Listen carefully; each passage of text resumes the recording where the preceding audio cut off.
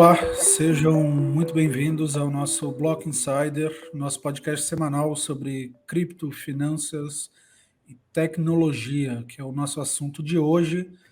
Hoje aqui conosco o Leonardo Rubinstein, do Blocktrends, e o Eduardo Ibrahim, que é professor da Singularity, autor do livro Economia Exponencial e CEO da Exonomics. Tudo bem com vocês? Tudo perfeito. Boa. Nosso bate-papo hoje vai abordar inteligência artificial e os desafios que a IA tem para o mundo moderno, né? Por mais clichê que isso possa parecer, mas acho que é por aí, né? Bom, vamos começar então pelo nosso começo básico aqui. Pedir para o Eduardo se apresentar, falar um pouco da trajetória dele, como é que ele foi parar nesse meio de inteligência artificial. Bom, primeiro agradecer o convite do Felipe e do Léo. Obrigado aí pela parceria. Eu sou engenheiro de software de formação, que fui trabalhar muito cedo na área financeira, e aí trabalhando na área financeira fui fazer BI, fui fazer Data Analytics, numa época que a gente usava algoritmo de Machine Learning só para fazer análise econométrica, e aí depois todo mundo começou a chamar isso e a evolução disso e algoritmos em nuvem de inteligência artificial. Então eu venho desses primórdios aí de análise financeira com algoritmos de inteligência artificial já há muito tempo. E aí eu trabalhei alguns anos como executivo no Brasil, e aí eu acabei optando por empreender, fui para os Estados Unidos, eu estou nos Estados Unidos nesse momento, mas agora eu vivo entre Brasil e Estados Unidos, mas eu passei um período longo morando no Vale do Silício, e foi aí que eu conheci a Singularity University. Fui para o festival Burning Man, que esse ano o pessoal ficou sabendo muito aí por causa da chuva que deu lá, mas o Burning Man é muito legal em termos de criatividade, inovação. A maioria dos líderes do Vale do Silício acabam indo em algum momento para o Burning Man. Então, esse período foi uma inspiração para escrever o meu livro, Economia Exponencial, e me tornar o faculty da Singularity no Brasil, nos Estados Unidos. A gente teve um evento global agora aqui também, que eu participei, e a ideia é, através da minha empresa, da Exonomics e de tantos outros projetos que eu pego de blockchain, de inteligência artificial, que é o que eu estou mais trabalhando hoje em dia, conseguir levar para as pessoas, para as empresas, como a tecnologia tem mudado a sociedade e pode melhorar tudo que a gente faz na economia, nas empresas, nas profissões, e impactar as pessoas, que é o mais importante. Maravilha. Eu diria que inteligência artificial é uma das expectativas, ou uma das esperanças que a gente tem aqui no Brasil para resolver esse problema grave de produtividade que o país tem há pelo menos 4, 5 décadas. Então, é muito importante a gente conhecer e saber como é que pode adotar isso aqui, né?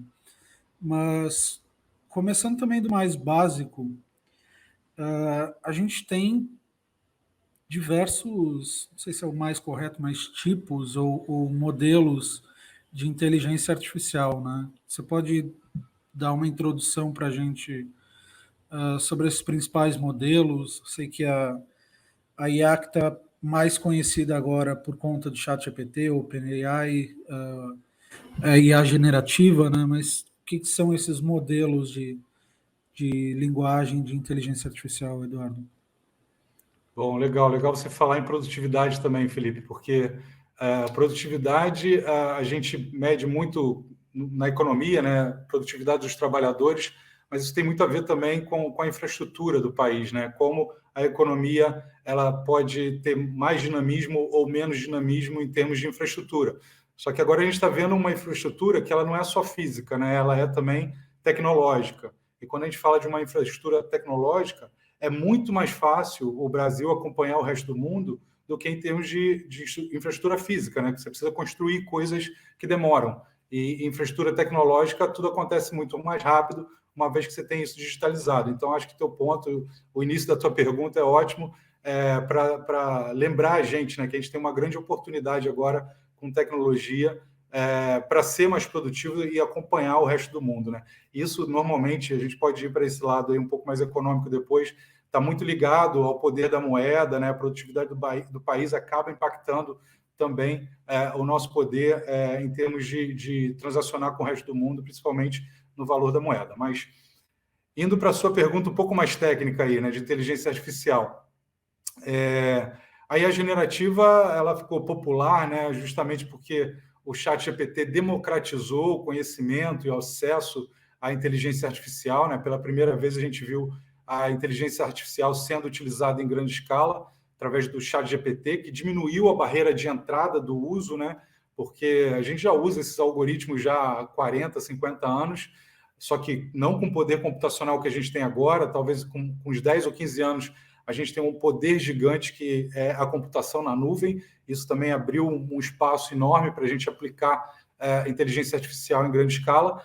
Mas o ChatGPT, a principal questão dele é que ele diminuiu a barreira de entrada de uso das pessoas, né? Então, ele se tornou aí um case mundial que em 2 meses atingiu 100 milhões de usuários. Então, isso mostra o poder de escala que as tecnologias têm, inclusive para levar produtividade, como a gente falou no início. E, tecnicamente, cara, a gente vem evoluindo, né, desde o início aí, tanto que, se você for ter um papo um pouco mais técnico, né, tem gente que acha que inteligência artificial é tudo, né, tudo que você consegue reproduzir em termos de raciocínio de máquina. Então, desde os primeiros computadores, como ele já tinha o objetivo de imitar o raciocínio humano, a própria arquitetura do computador, ter memória RAM, memória ROM, aquela coisa toda, já era uma tentativa de imitar o cérebro humano. E aí, se você olhar de uma forma mais ampla, qualquer coisa que uma máquina tenta imitar do pensamento humano é inteligência artificial. Mas quando você vai para a parte técnica, você entra principalmente nos modelos que a gente chama de supervisionado e não supervisionado, tá? Esses são os principais modelos que você ainda vai ver sendo utilizado em 80% das soluções dentro das empresas. O modelo supervisionado é quando você tem dados que você sabe que tipo de resposta você quer do dado. Então, imagina que você tem uma planilha de Excel, onde você tem várias colunas ali. Por exemplo, como que um usuário comprou na sua loja online, que cliques ele deu, que passos ele fez, porque no final você quer saber qual o caminho ele seguiu para fechar a compra. Então, quando você faz um algoritmo de machine learning para analisar esse tipo de coisa, a gente chama de supervisionado, porque eu sei qual é o objetivo final, que é analisar quem fez compra. Tá? Então, esse é o mais básico da inteligência artificial que a gente já usa há 40, 50 anos. Depois a gente começou a utilizar uma coisa que a gente chama não supervisionado. O que é isso? É quando você não sabe qual é a resposta final. Você tem uma massa de dados diversa e aí você começa a utilizar algoritmos de correlacionamento, e aí isso, às vezes, tem muito a ver também com a econometria, assim como o supervisionado também tem.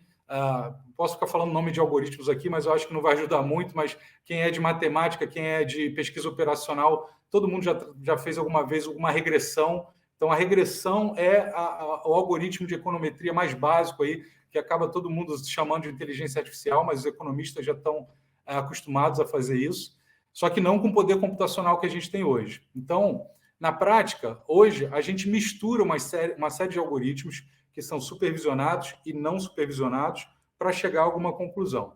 E aí vem a terceira categoria, que é a que está dentro do ChatGPT, que é realmente a que, na verdade, hoje é 10 a 20% das soluções, tá? Mas são as soluções mais impressionantes, digamos assim.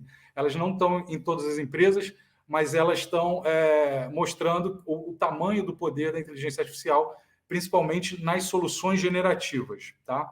Só que por trás de toda solução generativa, e o nome generativa já diz bem o que é, né? Você está gerando alguma coisa, você está gerando um texto, você está gerando uma imagem, você está gerando uma voz, um áudio. Por trás dessa geração, por trás dessa IA generativa, tem uma outra categoria de algoritmo que a gente chama de reinforcement learning, que seria o aprendizado reforçado. E qual que é a diferença principal para o supervisionado e não supervisionado? Essa terceira categoria, você diz para o algoritmo só qual é o objetivo que você quer atingir. Tá? Você não diz, por exemplo, você não dá um limite de dados para ele. Você diz, olha, eu tenho aqui, igual o caso do ChatGPT, eu tenho toda a internet, que é o que o ChatGPT faz, ele lê tudo que tem na internet, e eu quero formar frases, que é o caso da solução de NLP, né, de linguagem natural do ChatGPT. Eu quero formar frases que façam sentido, como essas outras frases aqui que eu tenho em livros, em sites, etc. Só que eu não estou preocupado em te guiar que algoritmo você vai usar, qual modelo você vai usar. Você vai usar esse modelo sem modelo, que a gente chama mais ou menos assim, que é o Modelless, que é um modelo de tentativa e erro. O Reinforcement Learning ele é bem comparado, né? A gente pode fazer uma analogia com caminhos que a gente faz de tentativa e erro. Então, o ChatGPT vai lá e forma uma frase, um grupo de palavras e forma aquela frase. E ele compara com alguma coisa. Olha, isso aqui faz sentido? Aí tem um outro modelo, uma outra rede neural que está por trás disso tudo, que compara, olha, isso aqui faz sentido. Então, quando faz sentido, ele ganha um ponto a mais. É como se ele dissesse assim para o algoritmo, olha, esse teste foi bem sucedido, então siga esse caminho. Então, isso vai acontecendo milhares de vezes, milhões de vezes, até chegar na geração do que a gente conhece de texto, áudio e vídeo. Então, as 3 categorias principais, resumindo, são essas: supervisionado, não supervisionado e reforçado, que é o que o ChatGPT usa. Perfeito. E, Eduardo, eu queria perguntar, como você bem comentou, né, faz alguns anos já que as empresas utilizam a inteligência artificial para testar produto, etc. E o ChatGPT foi o primeiro aí que democratizou esse acesso, né, para varejo. E eu queria perguntar por que agora, né, o que fez com que, enfim, a OpenAI ou as empresas agora que estão nessa corrida soltassem esse tipo de progresso, né, na AI para o público, né, de varejo. E eu explicar um pouco mais sobre a origem, né, da inteligência artificial, porque muita gente acha que surgiu junto com a OpenAI, né? Quando na verdade você bem colocou aqui, já é usado faz um tempo, mas para o público de varejo, para o acesso democrático, foi realmente um pioneirismo. Só complementando um pouco o que o Léo está comentando, a sensação que dá olhando de fora é que todo mundo tinha alguma coisa de inteligência artificial, aí saiu a primeira, o ChatGPT, aí todo mundo agora resolveu lançar junto inteligência artificial, né? Todo mundo trabalhava com isso, estava lá guardado, saiu a primeira, fez sucesso, pronto, agora tudo é inteligência artificial. Ficou meio uma sensação meio estranha ali, né? Eu acho que tem muita gente que compara, inclusive, né, esse momento da OpenAI, depois a corrida da Google com o Bard, agora a Meta. Aliás, estou tentando comprar aqui o óculos novo da Meta com a Ray-Ban, que já vem com o algoritmo deles, né, mas só vai ser lançado dia 17, não sei se eu vou conseguir comprar a tempo antes de voltar para o Brasil. Mas é um óculos incrível que já vem com esse algoritmo da Meta, que é outra empresa que está correndo atrás disso agora, depois do lançamento da OpenAI, né? A OpenAI, para mim, ela conseguiu fazer tudo isso, né? Mas não foi de um dia para o outro, né? De um dia para o outro, assim, o grande público ficou sabendo. Eu, por exemplo, eu fui beta tester no Brasil da OpenAI. Eu uso mais ou menos desde 2017, 2018. Só que só via API, tá? E em 2018 eu tive acesso a um artigo da OpenAI que eu uso normalmente nas minhas aulas, palestras e tal, que a OpenAI em 2018 já fez uma medida, uma análise de medidas de crescimento do algoritmo deles, de que o algoritmo deles estava dobrando de capacidade a cada 3,4 meses. E tem aquela lei de Moore, né? Não sei o quanto o público aí conhece, né? Mas é aquela lei que diz que a cada 18 meses os processadores dobram de capacidade. Isso é uma conta que vem funcionando mais ou menos aí do início dos anos 60, que foi feita lá pelo um dos fundadores da Intel. E aí eles compararam o crescimento da OpenAI com a lei de Moore, nesse artigo de 2018. Então, tem 5 anos esse artigo já. E ali eles viram, olha, a gente não está dobrando a cada 18 meses, a gente está dobrando a cada 3,4 meses. Então, assim, já era um sinal de que algo extraordinário ia acontecer, porque eles estavam crescendo muito rápido em termos de capacidade do algoritmo. Só que não existia utilização massiva via chat ainda. As pessoas e os beta testers como eu usava via API. Então, eu tinha frases já capturadas, que eu botava em palestra, coisas que eu usei em produtos, que eu criei em projetos, mas não dessa forma, assim, ampla e democratizada como a gente está vendo hoje. Porque quem utiliza APIs são pessoas técnicas, né, que estão em laboratórios, como eu, como minha equipe, e o grande público precisa de interface simples de uso, como o chat, como os plugins que você conecta com Excel, com PowerPoint, com várias outras aplicações, e você consegue gerar novas coisas dali. Então, esse grande boom vem disso, vem dessa barreira de usabilidade ter sido diminuída e o grande público que não era técnico poder começar a usar. Tá? Mas, respondendo o Léo agora, em termos assim, de passado, né, em relação à AI, tem algumas teorias, né, de surgimento da AI. Tem gente que fala Stanford, tem gente que fala na Caltech, na Califórnia. Eu gosto muito dos estudos de um cara chamado Herbert Simon, que era um economista e ganhou o Prêmio Nobel de Economia já nos anos 50. Então, tudo isso aconteceu mais ou menos nos anos 50. Teve um grupo de professores de Stanford, teve um grupo de professores da Caltech, e teve também, em 54, 56, o Herbert Simon publicando um artigo sobre como as máquinas tinham maior capacidade de tomar decisões econômicas do que os humanos. Então, eu me baseio no Herbert Simon, tá? Porque é uma literatura que eu gosto muito, porque está muito relacionado com o meu trabalho de economia e finanças. Então, ele ali, no trabalho dele, para mim, ele é um dos pais da inteligência artificial, e como era um economista também, da área que eu atuo, eu vejo ele como um grande precursor disso, né? E o cara é ganhador de prêmio Nobel, enfim, eu acho que mais gente deveria conhecer ele, não só lá os professores de Stanford que ficaram famosos também com AI.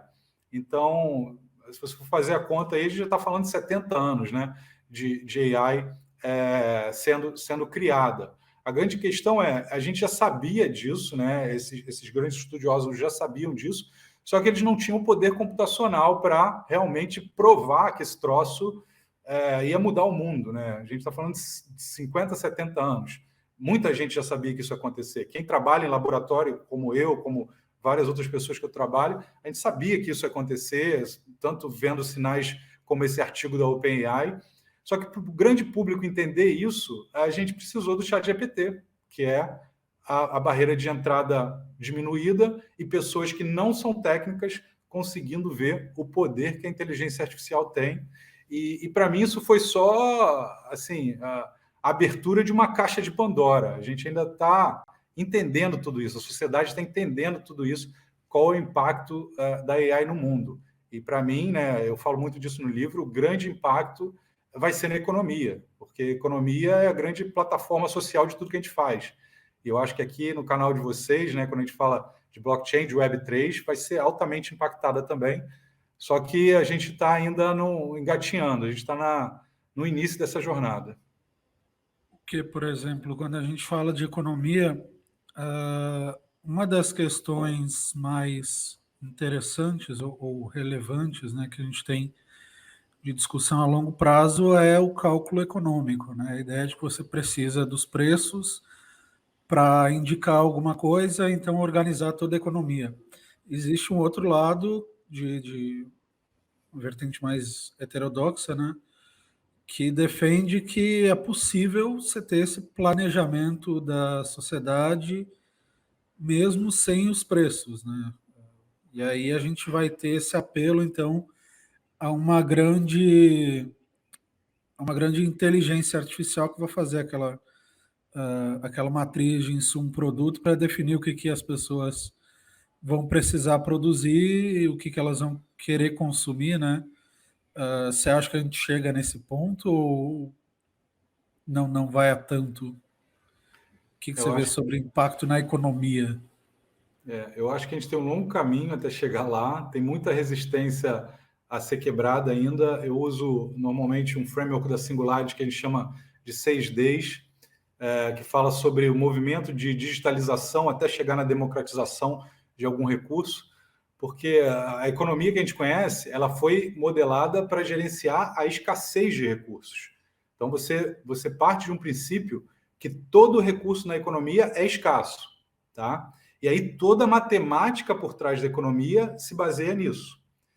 Só que quando você coloca tecnologia e você tem uma queda de custo marginal constante, você pode chegar a custo marginal zero. Então, isso significa que produtos que são, principalmente os produtos 100% digitalizados, eles têm custo marginal zero. E quando você tem custo marginal zero, o recurso sobra na economia. Ele não falta, ele não é escasso.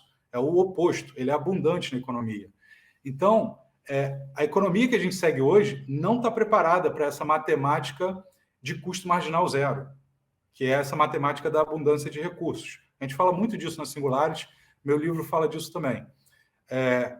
Em termos assim, de teoria econômica, a que se aproxima mais de entender esse mundo que a tecnologia cria é uma coisa chamada sistemas adaptativos complexos, que só o nome já é complexo, então a gente não vai entrar em detalhes aqui hoje, mas é uma teoria econômica que considera o comportamento humano e o consumo, como você falou. O consumo está ali para você determinar como os agentes econômicos, que são as pessoas, as instituições, elas se comportam se interrelacionando. Então, baseado nisso, esse grande algoritmo, que não é um algoritmo, na verdade, são vários conectados. Você pode até fazer analogias aqui com as redes de blockchain interoperáveis. É como se você tivesse também inteligências artificiais interoperáveis. Elas vão se comunicando, trocando informação, trocando análise de comportamento e encontrando ali os melhores equilíbrios de preço, produção, etc. Mas com uma outra matemática, uma matemática que os nossos economistas ainda não estão preparados, porque a gente aprende na universidade a matemática de uma produção escassa e não de uma produção com custo marginal zero e abundante. Então, eu recentemente recebi um convite para ajudar a criar uma nova cadeira num curso de economia, justamente porque o coordenador ele percebeu isso e ele me chamou e falou: cara, a gente está ensinando economia do mesmo jeito daqui a 50 anos e a gente sabe que o mundo não vai ser mais assim. Você me ajuda aqui a mudar um pouco, criar uma nova cadeira para entender esse mundo que está mudando? E aí eu acabei ajudando ele nisso. Então, assim, tem muito economista que já percebeu, mas a resistência vai continuar durante muitos anos, porque politicamente o mundo está organizado assim, né? A gente vive uma economia política, a gente não vive uma economia de base científica, a gente vive uma economia de base política. Enquanto essa economia de base política ela ditar, né, a direção econômica, a gente ainda não vai conseguir usar a tecnologia em todo o seu potencial. Pessoal, pausa rápida para dizer que esse episódio que você está assistindo é um oferecimento da Bipa, uma plataforma brasileira de compra e venda de Bitcoin, onde você pode começar a acumular Bitcoin a partir de R$1 e o melhor, pode utilizar o Pix para fazer isso. Além disso, você pode utilizar a Lightning Network, que reduz bastante os custos de transação para fazer os saques dos seus Bitcoins. Então, se você ainda não conhece a plataforma da Bipa, baixa já utilizando o nosso cupom que está aqui na descrição ou colocando BT5 e aí você vai poder ganhar R$5 de Bitcoin de graça e começar a acumular Bitcoin de forma correta dentro de uma plataforma que é simples e de fácil utilização. Então vai lá, baixa o aplicativo da BIP e comece já a acumular Bitcoin. E falando nisso, você vai suscitar uma discussão ideológica interessante aí, né? Você vai abrir campo para uma série de discussões ideológicas. Acho que não vale muito a pena a gente aprofundar aqui, não. Mas em algum canto você vai ter lá os técnico-libertários, né? Lá numa sociedade em Marte e na outra um socialismo cyberpunk aqui. Mas alguma coisa você vai extrair daí. Eu tento evitar essa discussão ideológica, Felipe, porque sim. A discussão ideológica, na verdade, ela vai colocar a gente em algum modelo abstrato para a gente poder discutir, porque o nosso cérebro ele é limitado, ele precisa de abstração de modelos que são muito resumidos para discutir problemas, né? E quando a gente fala em discussão de ideologia política e econômica, a gente sempre cai nesse lugar. E aí eu falo disso no livro. Como eu entro no detalhe de como são sistemas adaptativos e complexos, eu explico que não se trata, por exemplo, de discutir Hayek ou Keynes, entendeu? Não é uma discussão ideológica, isso é uma discussão científica, é uma discussão sobre o que é mais eficiente ou menos eficiente.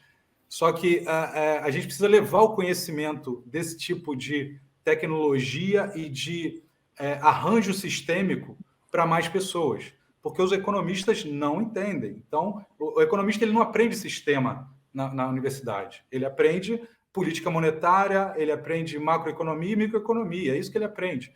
Então, ele não sabe como um sistema funciona. Então, para você sair dessa discussão política, você primeiro precisa entender como um sistema adaptativo funciona. Aí você vai perceber que não tem nada de ideologia ao redor disso. Mas pelo menos interessante vai ser. Vamos acompanhar aí. Deixa o Léo ia puxar a próxima pergunta aqui. Eu ia, falando em não pensar por conta própria, não, tô brincando. Não quero puxar por ideologias aqui também, nem por ninguém, mas vou manter no técnico aqui, isso que eu quis dizer. A inteligência artificial, ela ainda não pensa por conta própria, né? Ela não tem a inferência, não existe uma inferência na inteligência artificial. Você precisa de um input e por meio dos dados que ela foi treinada, ou da maneira que ela foi treinada, né? Vai saber explicar mais do que eu, ela chega num output, né? Ela cospe a informação que você, enfim, encaminhou ela a fazer. Você acredita que a gente está chegando perto de talvez uma inteligência artificial que tem inferência, ou melhor ainda, você acredita que hoje realmente seja aquela coisa utópica, né, como muitos chamam, a verdadeira inteligência artificial, onde ela realmente, né, por meio de raciocínios, chega a uma conclusão por si própria? O que você, enfim, pensa sobre esse assunto? Eu vou te responder com um exemplo que eu acabei de fazer, deve ter 2 semanas mais ou menos, utilizando o ChatGPT. Eu estava na dúvida entre priorizar 2 projetos diferentes, um, inclusive, que era mais focado em AI e o outro mais focado em blockchain. E eu comecei a dizer para o ChatGPT quais eram as características desses projetos, quais eram as vantagens e desvantagens que eu enxergava, né? Eu como o técnico ali para gerenciar, para criar esse projeto. E eu fui falando com ela, explicando o que eu queria fazer, o que eu achava de cada um dos projetos. No final, eu pedi para o ChatGPT. Falei assim, olha, em vista de tudo isso que eu te expliquei desses 2 projetos, qual você acha que eu deveria priorizar, eu deveria focar, botar minha energia, meu dinheiro nisso aqui? E ele me deu a resposta. Ele me disse qual era o projeto que ele achava que eu deveria priorizar. Então, cara, se isso não é inferência, eu não sei mais o que é. Mas deixa eu fazer uma pergunta, voltando um pouquinho naquela discussão que a gente estava sobre o ChatGPT. Ele foi revolucionário em conseguir ter essa interface que o usuário comum chega lá e consegue utilizar, não precisa de API e tal. E aí cada empresa passou então a ter o seu modelo de inteligência artificial, ou todo mundo correr atrás. A Meta tem a sua, o Google tem a sua, a OpenAI, comprada pela Microsoft, agora tem a sua. Você acha que o futuro dessa corrida é a gente ter uma inteligência artificial que vai...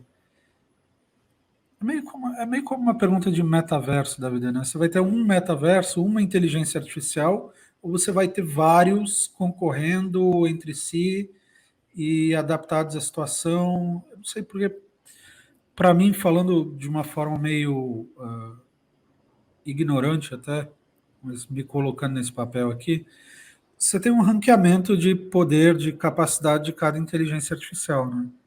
E a ideia, pelo menos para mim, é que você vai ter uma que se destaca em relação às outras. Mas como é que a gente vai operar no futuro? Como é que você vê isso?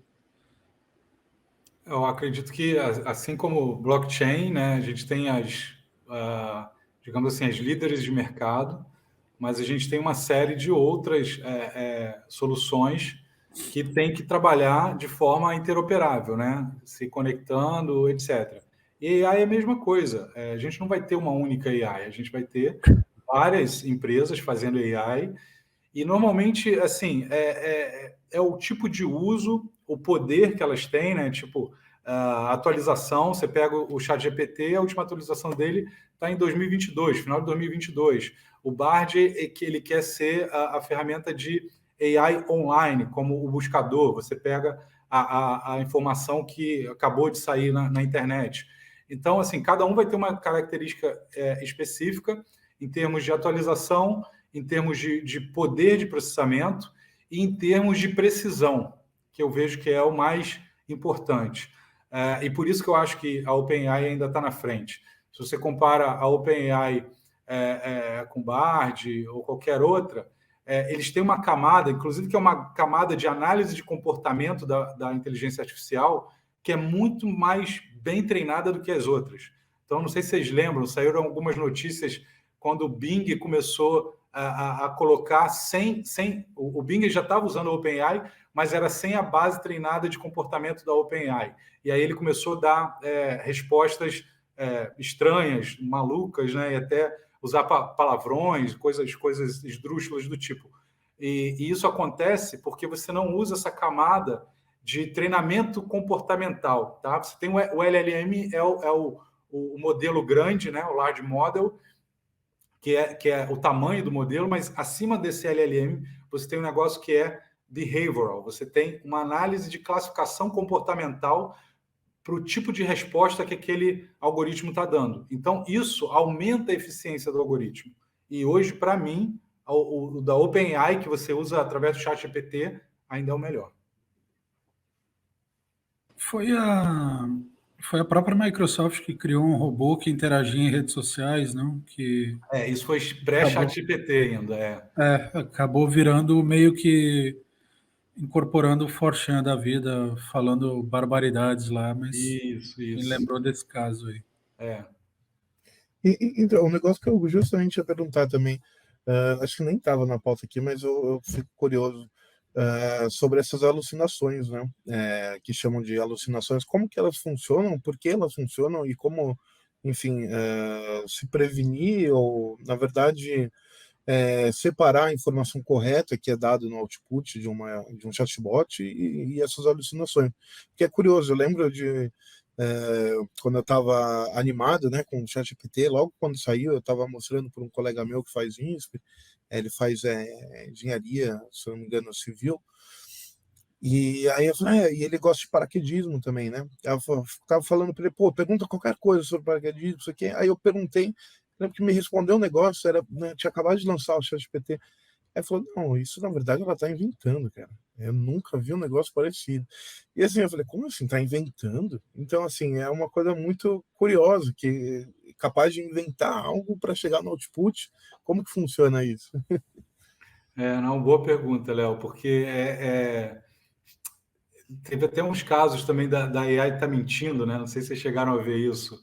Estava mentindo, né? Então, você tem que pensar o seguinte: qualquer coisa que é gerado pela AI, né? Como eu disse, volta para o nome, generativa. Ela pode gerar qualquer coisa, qualquer alucinação ou mentira, como a gente queira chamar isso, mas são correlações que ela faz de palavras, de texto, que muitas vezes não são verdade, né? Para um leitor humano que conhece aquela informação, como o caso do paraquedista que você falou. Ela erra muito, por exemplo, em termos de datas, em termos de capítulo de livro. Se você pergunta para ela sobre um capítulo de livro, ela se confunde, porque, na verdade, essas informações até que ela capta estão também erradas na internet. Se você pega um capítulo de livro, às vezes um livro, principalmente quando você fala edições diferentes de um livro, né? O capítulo de um livro numa edição era 1, na edição seguinte vira 2, vira 3. Então, ela se confunde com esses dados e aí ela cospe algo que ela gerou, que você que tem mais conhecimento daquela edição ou daquele assunto, como o caso do paraquedismo, vai saber que não é verdade. Mas, assim, como que você resolve isso? Através da classificação de comportamento. Então, a classificação de comportamento básico é para você não deixar a AI falar coisas absurdas que são senso comum, né? Do tipo, não fala palavrão, não incita ninguém à violência. Isso aí é comum para todo mundo. Só que não teve, por exemplo, no caso que você usou, Léo, um paraquedista que foi lá e treinou o comportamento dela para falar como um paraquedista, com conhecimento de um paraquedista. Então, para que isso seja colocado em todas as áreas, além desse treinamento de senso comum, como eu falei, de comportamento de senso comum, você precisa de comportamentos específicos. E isso você faz através de classificação de comportamento. E, cara, isso é o mais básico do mundo. Ele começa manual. Você começa a analisar, não sei se vocês lembram, no Google, né? O Google faz isso já há algum tempo, para você, por exemplo, no buscador de imagens, não vir nenhuma imagem de pornografia, tem gente que fica todo dia analisando. O cara bota lá uma gatinha no Google. Não pode aparecer uma gatinha pelada, né? Só pode aparecer gatinho ou bichinho.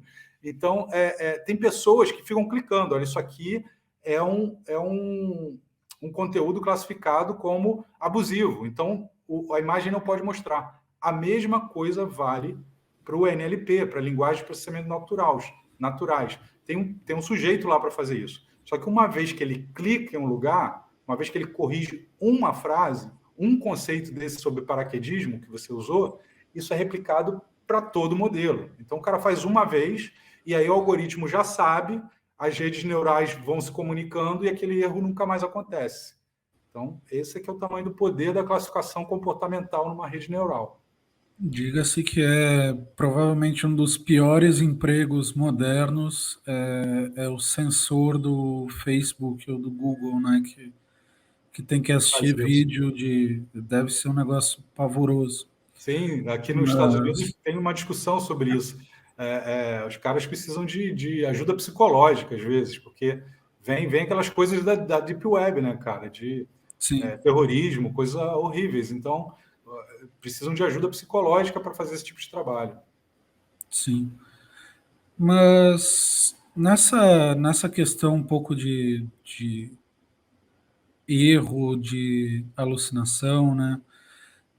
Uma das grandes novidades do ChatGPT é quando ele passou a integrar a internet, né? Ele passou a ficar online. E a sensação que eu tive e outras tantas pessoas tiveram é que o modelo ficou um pouquinho mais burro, não sei se é a melhor palavra do mundo, mas é uma coincidência que ele tenha entrado na internet ao vivo e ele passou a ter mais erros ou enfim, alguma distorção minha acreditando nisso e de outras pessoas também. Não, acho que você está certo. Eu acho que você está certo. Quanto mais você tem dado novo e você não tem tempo para fazer a classificação comportamental, mais erro você vai encontrar. Isso é natural desses modelos. Entendi. Faz total sentido. Ele entrou na internet e ficou mais burro. É o esperado. É o esperado. Se ele tiver criado uma conta no Twitter, então, pelo amor de Deus, já era. Deixa eu abrir um pouco a discussão em torno dessa parte econômica, do economics da coisa. Primeiro, eu acho que seria legal você falar um pouco do trabalho da sua startup, e aí depois a gente avançar nessa discussão em torno do impacto do ChatGPT na economia e no cotidiano das pessoas, né? Uhum. Mas você pode fazer uma introdução, então, para a gente situar todo mundo aqui.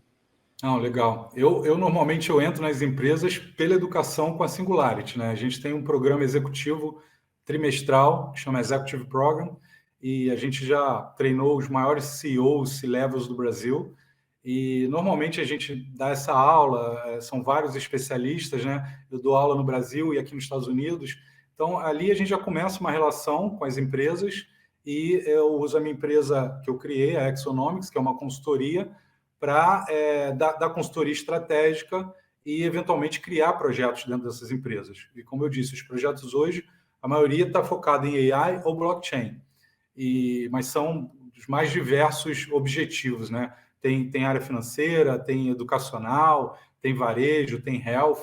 Então, cada empresa tem seu negócio, mas toda empresa hoje quer inovar, quer utilizar tecnologia, e normalmente eu ajudo através desse primeiro contato com a Singularity que eles têm, através da educação, e depois eu faço uma consultoria até chegar no projeto e entregar um produto para essas empresas. Então, esse é o meu trabalho hoje. Então, assim, a gente está todo dia lidando com problemas de todas as indústrias, né? Desde a indústria financeira, como eu falei, até a indústria de saúde. Outro dia eu estava discutindo, comparando o Open Finance com o Open Health, para ver se a gente consegue levar o benefício que o mercado financeiro teve com o Open Finance para a saúde. Só que é outro bicho, cara. Quando você vai conversar com os C-levels aqui da saúde, principalmente no Brasil, enfim, já tem modelos muito consolidados de trabalho entre eles há muitos anos, e aí não basta você chegar com a tecnologia, né? Você tem que chegar com uma nova forma de organização da indústria para que toda a indústria seja beneficiada pela tecnologia. Então, é um trabalho que normalmente você precisa de um líder da indústria para tocar isso. E aí a gente tem contatos, né? Volta e meia a gente está ajudando esses líderes a fazerem isso, e eu faço através da minha consultoria Exonomics. Massa. Não, imagino que mexer com estruturas já consolidadas seja bem difícil, né?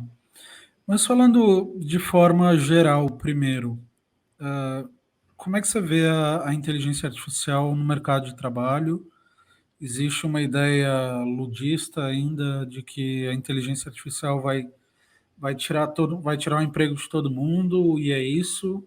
Mas a gente, historicamente, e aí pode ser que a gente esteja migrando nesse ponto que você falou, de a gente estar chegando numa economia onde o custo marginal chega a zero em diversos produtos, e a gente vai viver um caso novo. Mas, historicamente, o que a gente vê é que novas tecnologias não, enfim, não tornam o emprego obsoleto. Mas como é que vai ser o caso da inteligência artificial, pelo menos?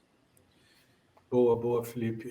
A gente tem vários estudos, né? Quando a gente pensa em inteligência artificial, acho que é mais fácil a gente, para fazer esse tipo de análise, pensar na palavra automação, né? O que a inteligência artificial faz é automatizar alguma rotina de trabalho, seja a profissão que for.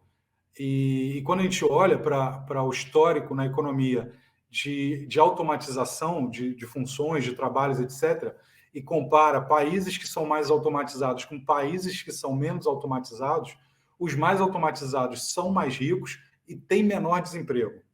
Então, isso tem vários estudos acadêmicos na área de economia que mostram isso. Qual que é o problema durante a mudança de empregos, né? Quando uma tecnologia de automatização nova surge, que é o caso da inteligência artificial?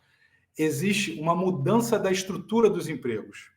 E por isso a gente chama de desemprego estrutural. Ok? O desemprego estrutural é o gap entre a estrutura de empregos atual e a estrutura dos novos empregos. Então, imagina o seguinte, a gente tem empregos no Brasil e aqui nos Estados Unidos de motoristas de caminhão. Vou pegar o básico aqui. Motorista de caminhão, que o cara precisa manualmente lá dirigir o caminhão. E agora tem uma inteligência artificial, que é o caminhão automatizado, que dirige para o cara. E o cara não precisa mais fazer aquilo. Tá? Mas por trás do cara que automatizou o caminhão, tem um programador, tem um UX designer, tem o cara de Customer Experience, tem um monte de gente para fazer aquele caminhão autônomo funcionar, só que são empregos completamente diferentes do motorista de caminhão. Concorda? E aí, é óbvio que esse motorista de caminhão, ele não vai virar um UX designer do dia para o outro. Ainda mais falando dessa profissão especificamente, são pessoas que já têm 50, 60 anos e não têm nem interesse em estar nessa nova estrutura de empregos. Então, o que eu acho que a sociedade tem que trabalhar em cima, e aqui nos Estados Unidos isso é uma discussão constante, o governo tem tentado criar medidas para minimizar esse impacto. É justamente trabalhar no gap do desemprego estrutural. que é como fazer com que esse trabalhador, que é o caminhoneiro, ele consiga ter renda suficiente para continuar ativo na economia. Porque o ponto da economia como um todo não é só que esse cara vai perder emprego. O ponto é que esse cara deixa de ser um consumidor, porque o dinheiro não chega na mão dele. E aí, quando ele deixa de ser um consumidor, é ruim para todo mundo da economia.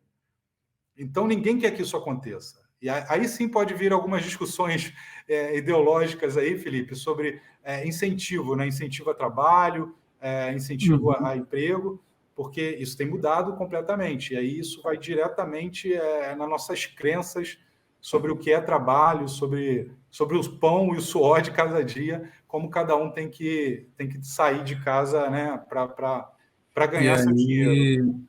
A gente tem a solução francesa, que é cobrar imposto sobre robô e criar uma renda básica. A Essa é França uma das opções, né? É uma das opções. Eu gosto mais, tem uma outra solução que é você incentivar o consumo enquanto o cara está na economia. É como se fosse um cashback constante. Porque quando você fala em renda básica, você vai para o problema de desincentivo, né? Se o cara já tem a grana, ele não tem tanto incentivo a continuar na economia produzindo e consumindo. Então, tem uma... Por isso, a história do sistema adaptativo está muito atrelado a isso. Num sistema adaptativo, você verifica o que incentiva esse cara a sair de casa, produzir alguma coisa e consumir alguma coisa. Você não simplesmente dá uma renda na mão dele, esperando que ele vá fazer isso por conta própria. Tá? Então, aí que vem mais tecnologia ainda para resolver esses problemas. E, de novo, como eu falei, quando a gente vai ter uma discussão dessa econômica, a única saída que os economistas veem é renda básica universal, né? Aí é um problema bom, né? É um problema bom da Exato. gente ter, que a gente não está discutindo trabalho para acabar com a miséria, mas a gente está discutindo trabalho como, não sei, uma questão moral da sociedade. É importante que as pessoas trabalhem, contribuam e se sintam produtivas e participem na sociedade, né? Para não ficar essa exclusão. Mas acho que um outro ponto que a gente pode adiantar, que a gente tinha pensado aqui em termos de pauta, e depois eu abro espaço para o Léo também, não quero monopolizar nada em termos de pergunta, mas eu acho essa questão do impacto econômico bem bacana.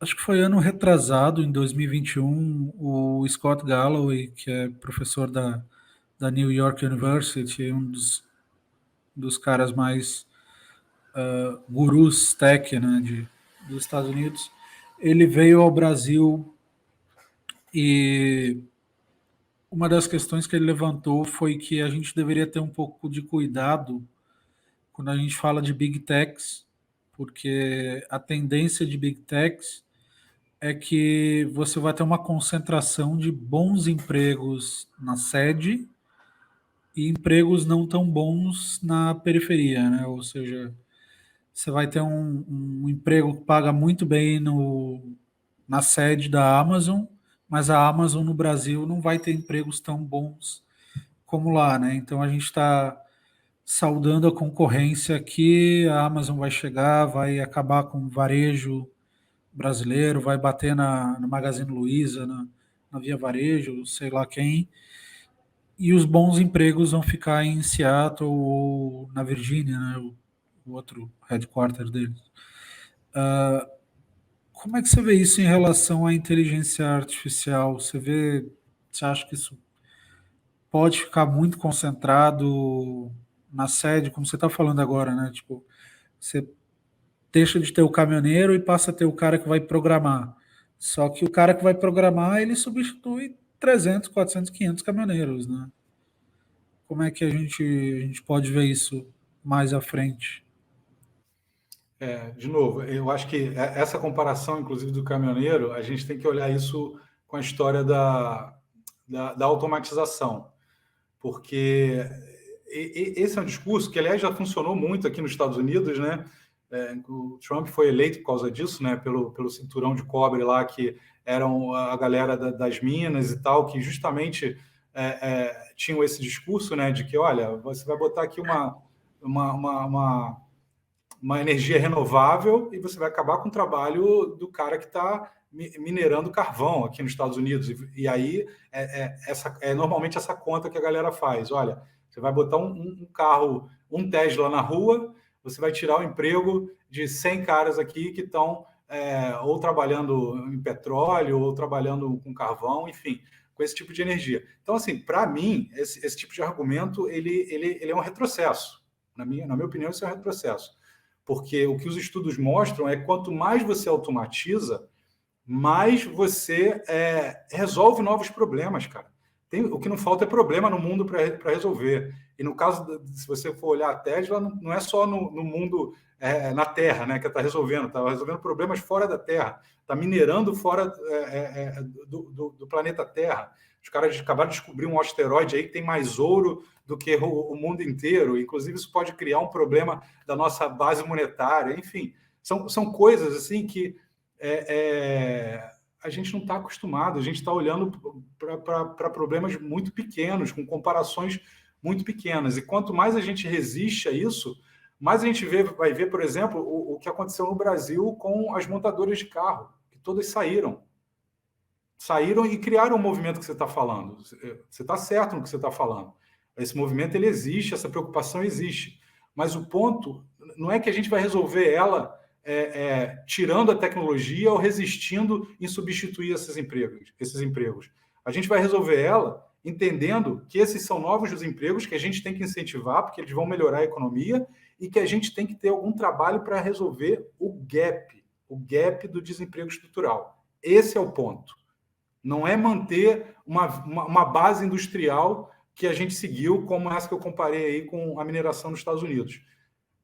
Ir para esse mundo de base tecnológica, sabendo que tem problemas que a gente tem que corrigir até lá, que são os gaps do desemprego estrutural. Mas não resistir a isso, porque eu acho que quanto mais a gente resistir, a gente só vai estar tapando os buracos de um navio que tende a afundar com o tempo. E uma economia que resistir a isso, para mim, é a economia que vai afundar no tempo. No fundo, isso diz muito sobre a pobreza do Brasil, né? O Brasil é um país que você tem esse medo de que as empresas possam quebrar, por exemplo, né? E acho que o professor Marcos Lisboa, do INSPER, costuma falar bastante que a diferença entre um país rico e um país pobre é que nos países ricos eles incentivam a empresa que está em dificuldade a quebrar logo para que outra empresa possa chegar e pegar as máquinas e usar em outro processo. E aí você, enfim, tira aquela empresa que está dando problema e substitui por outra. No país pobre, como é o caso do Brasil, você mantém a empresa lá sendo improdutiva por décadas e décadas e décadas e cria o inovar alto, como foi na indústria automotiva brasileira, enfim, e vai perpetuando o problema, né? É isso aí, ótimo exemplo. Exatamente. Eu agora queria saber de um outro lado agora mais artístico, né? Que quando o Sam Altman, né, CEO da OpenAI, ele veio para o Brasil, ele se encontrou com diversas personalidades, né? Inclusive, enfim, Caetano Veloso, etc., que foi um dos preocupados em relação a pagamento com artistas, né? Inclusive comentou sobre essa questão da AI, enfim, roubar ou usar obras, tanto musicais quanto literárias, para produzir conteúdo, ou até mesmo, né, as pessoas usarem essa base de dados que foi treinada com essas obras para produzirem outras similares. Então, eu queria perguntar justamente isso, fazer ver algum tipo de conciliação, ainda mais com diversas outras personalidades processando a OpenAI, né, por conta disso. Recentemente a gente teve também a gente teve o escritor, o autor de Game of Thrones também, né, nisso. E então eu queria saber justamente isso, como você vê uma resolução para esse processo. E aí depois eu sigo com uma outra pergunta, mas primeiro eu queria entender um pouco sobre isso. Bom, a minha opinião sobre isso, né, sobre direito autoral, patente, etc., é que, de novo, elas estão desatualizadas para o mundo que a gente está vivendo de tecnologia. Um artista hoje que quer ser melhor remunerado, ele, por exemplo, tem que ir para o blockchain, criar o seu NFT, e esse NFT ajudar ele a ser remunerado ao longo do tempo de maneira muito mais eficiente do que as gravadoras costumam remunerar. Então, eu acho que é aí que o artista tem que trabalhar, para se tornar esse artista preparado para esse mundo de tecnologia. Porque você não tem como evitar que as inteligências artificiais usem isso. Eu já fiz vários testes sobre essas criações artísticas no ChatGPT. Outro dia eu pedi para criar uma música no estilo do Red Hot Chili Peppers e criou, tipo, sabe? O Anthony Kiedis não vai falar, olha, me paga aqui, ChatGPT, me paga porque você criou uma música com o meu jeito de escrever. Não vai, isso aí não tem que fazer.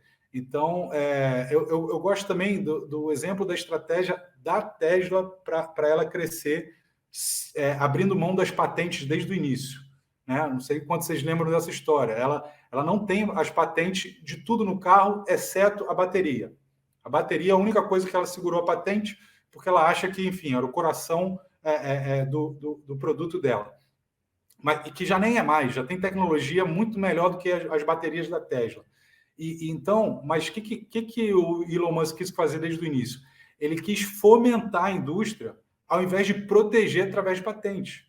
Então, quando você compara patente ou direito autoral, ela tem um papel na economia, tem que ter um papel para incentivar a empresa no início, principalmente, quando a empresa está buscando investimento. Isso é importante, porque senão a empresa realmente não tem tempo hábil para se formar, e as patentes, na minha visão, servem para esse tempo. Mas, cara, depois disso, se você quiser qualquer outro tipo de proteção, você está criando reserva de mercado. Não tem jeito. É isso que está fazendo no final do dia. Pode comparar com esse caso da Tesla com as farmacêuticas. É a mesma coisa. É uma discussão. Você compara. Outro dia eu peguei um gráfico comparando o tamanho da lucratividade em todas as indústrias do mundo. Vocês sabem qual é a primeira? Indústria farmacêutica. Graças a quê? Graças às patentes dos medicamentos. E será que a indústria farmacêutica precisa de tanto lucro assim para produzir medicamento? Ou será que tem um excesso de cuidado a nível de proteção de mercado nessa indústria? Então, assim, existe um balanço, aliás, isso aí tem vários estudos acadêmicos que falam sobre isso, um balanço entre a proteção intelectual sadia e a proteção intelectual que atrasa o desenvolvimento econômico. Galera, uma pausa rápida aqui para perguntar se você já utiliza, se você já é um leitor da nossa newsletter Block Insider. Isso mesmo, o mesmo nome dos nossos programas aqui no YouTube também é o nome da nossa newsletter principal lá do Block Trends, que é uma newsletter que sai semanalmente aí com vários assuntos sobre Bitcoin, criptoeconomia, sobre mercado global, macroeconomia, etc. E essa newsletter é bastante importante para você acompanhar todos os movimentos do mercado. Então eu vou deixar um link aqui abaixo na descrição, onde você pode se cadastrar gratuitamente e receber esses conteúdos no seu e-mail toda semana. Valeu? Agora vamos voltar lá para o episódio. Perfeito. Para finalizar, então, eu queria perguntar o que a gente tem de experiências em desenvolvimento aqui de inteligência artificial no Brasil, que vale a pena destacar, e também separar o que é puro hype, né? Alguém dizendo que usa AI, quando na verdade, enfim, não está nem perto disso, e como separar e destacar o que vale a pena que você tem visto aqui no Brasil de interessante nesse setor. Boa pergunta, Léo. Eu acho que é bom lembrar o seguinte, que primeiro, eu acredito que não tem nenhum problema econômico, e principalmente no Brasil, que a gente sabe que tem problemas particulares, que não possa ser resolvido com a combinação de AI e blockchain. Eu acredito nisso, eu falo muito disso no meu livro. Se você pegar os principais problemas econômicos, estão ao redor de confiança e eficiência. E confiança e eficiência, você resolve quase tudo combinando blockchain e AI. Então, assim, é mais a barreira de interesse das empresas e do governo em implementar do que a capacidade que a gente tem realmente de criar soluções para resolver os problemas econômicos. E, assim, eu evito falar nome de empresas, tá? Porque as empresas, enfim, cada uma tá no seu estágio, mas o que eu posso te dizer é o seguinte, eu acompanho algumas empresas, além dos projetos que eu toco, como eu te falei, os projetos são de empresas que já estão estabelecidas, então são de empresas grandes, financeiras, seguradoras, hospitais, seguradoras de saúde. Então, são empresas já estabelecidas no Brasil que buscam aplicar ou AI ou blockchain para melhorar a sua eficiência e a relação com clientes e parceiros, etc. Mas eu gosto das soluções de AI, principalmente focadas em resolver problemas da saúde. Tá? Eu acho que aí, e até comparando aqui com os Estados Unidos, aqui o custo da saúde é muito alto também, muito mais alto do que no Brasil. A gente é melhor no Brasil em termos de acesso à saúde do que nos Estados Unidos. Isso aí é amplamente conhecido. Agora, os Estados Unidos têm essa proteção que eu falei antes, né, essa reserva de mercado na indústria da saúde, e isso faz com que o acesso seja mais dificultado, só que agora a tecnologia está quebrando isso. A tecnologia, principalmente as tecnologias de inteligência artificial, que vem junto com telemedicina, estão dando acesso à saúde de maneira democratizada e forçando que as empresas aqui nos Estados Unidos e no Brasil também, elas mudem seus modelos de negócio para conseguir acompanhar essas mudanças que a AI está fazendo. Então, assim, eu acredito muito em AI na área da saúde, na área de educação, que é onde eu atuo também, com grupos de universidades no Brasil. Eu acredito que o impacto é muito grande da AI.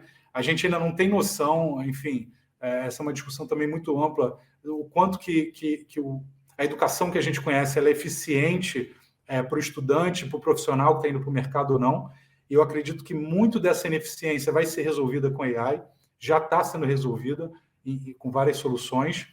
E para mim, o terceiro, que na verdade hoje, em termos principalmente de uso de blockchain e também de AI, é o que está mais em voga, mas para mim, eu colocaria em terceiro lugar aqui, apesar de estar toda hora trabalhando em projetos da indústria financeira, são as soluções de finanças. Eu acho que elas têm muito a ganhar e melhorar em termos de eficiência de mercado, e tem, obviamente, impacto real na vida das pessoas, mas a gente está falando de mercado financeiro, né? E uma das coisas que eu falo muito no livro, que eu acho que essas soluções financeiras podem ajudar, é justamente diminuir o gap entre o que acontece no mercado financeiro e o que acontece na economia real, tá? E aí tem um pouco, de novo, de blockchain junto aí, né? Porque a gente fala em encontrar, por exemplo, e fazer um mapeamento digital através de tokenização de valores que existem na economia, que muitas vezes eles representam melhor o recurso que os agentes econômicos estão transacionando e precisam do que a moeda. Que a moeda é só um proxy para a economia, né? É só uma referência para a economia. E quando você está no nível da moeda só, analisando a economia, você não sabe o que está acontecendo na economia real.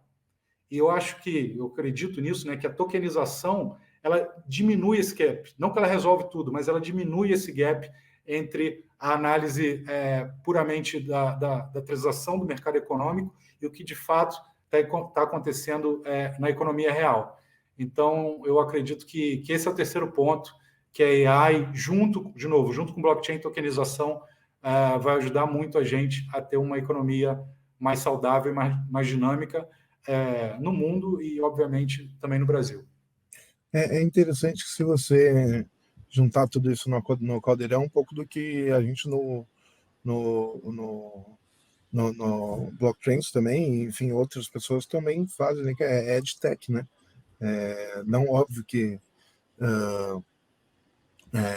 não a gente, mas existem também muitas propostas aí de criar EdTechs e ensinar, né, trilhas educacionais com AI e enfim, fornecer recompensas a isso. Seria uma solução que abordaria, acho que, todos esses pontos que você comentou, não?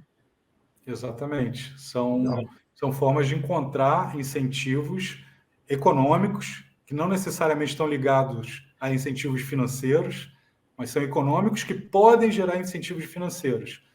Porque eu acho que aí eu vou voltar naquela bola que o Felipe levantou lá no início, né? Sobre o incentivo ao trabalho. A gente esquece, muitas vezes, que existe uma economia natural no mundo, na natureza. Existe uma economia. Tem o livro, né, O Gênio Egoísta, fala muito disso. Existe uma economia dentro de nós que nos impele a fazer alguma coisa. Então, o sujeito só vai estar realmente não fazendo nada se ele não tiver nenhum incentivo para não fazer. Só que a grande questão hoje é que a gente só enxerga o incentivo financeiro. A gente tem que começar a enxergar mais o incentivo econômico, que são as relações entre pessoas, entre empresas, que podem ser mais saudáveis, que podem ter mais dados comportamentais. Vou pegar só um exemplo aqui, ó, de emprego, para vocês levarem como um pensamento sobre isso. Vocês sabem quantas pessoas não estão querendo voltar para o escritório para trabalhar e preferem continuar trabalhando remoto? Isso está acontecendo aos montes aqui nos Estados Unidos. E estão indo ganhar menos para manter esse comportamento que para eles é mais saudável de trabalhar remoto do que trabalhar presencial numa empresa, enfim, que tem talvez uma cultura que eles não querem de estar presencial, de ter um tipo de relação de trabalho que às vezes não é saudável para determinadas pessoas. Então, você vê, não é só o incentivo financeiro que faz o cara querer trabalhar. É o tipo de trabalho, é a qualidade do trabalho que ele tem que também faz isso. Então, eu sei que isso é uma mudança de mindset industrial para esse mindset tecnológico, mas eu que lido o tempo todo com empresas de tecnologia, é para aí que eu vejo o mundo caminhando. E aí a gente vai ter uma mudança significativa em um processo que a gente teve até o início do século XXI de cidades, né? As cidades são uma tecnologia humana fundamental. Quanto maior as cidades, maior o nível de especialização que a gente vai conseguir e resolver os problemas.